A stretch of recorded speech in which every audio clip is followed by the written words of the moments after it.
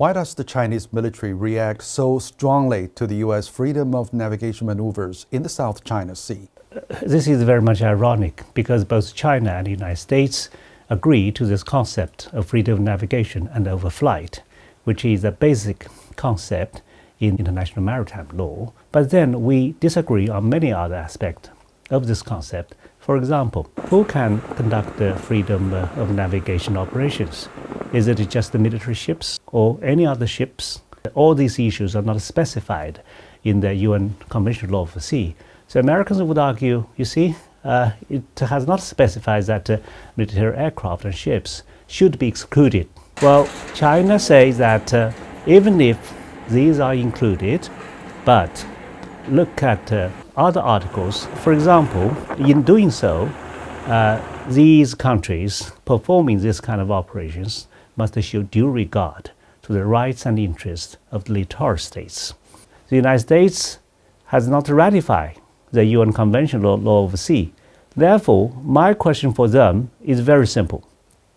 If the law is so good, why don't you ratify it, like China, like other countries? And if it is not so good, and why would you challenge others in the name of the law? What could be the consequences of the close encounters involving the U.S. military vessels, especially when they occur frequently? There could be collision. It's just as simple as that, because this is exactly what happened in the past. We come to talk about Americans' close-in reconnaissance and surveillance. There are more than a few thousand times in a year. How can a few thousand times be considered due regard to the rights and interests of littoral states? They are total disregard. We have a huge difference on one Chinese concept, that is anquan.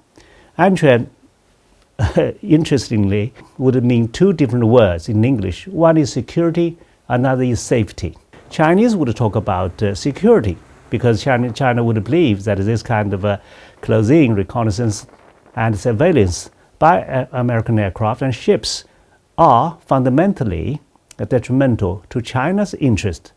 Therefore, you are infringing upon China's security. But the United States would believe that they are totally entitled to do all these kind of freedom of navigation operations or reconnaissance or surveillance.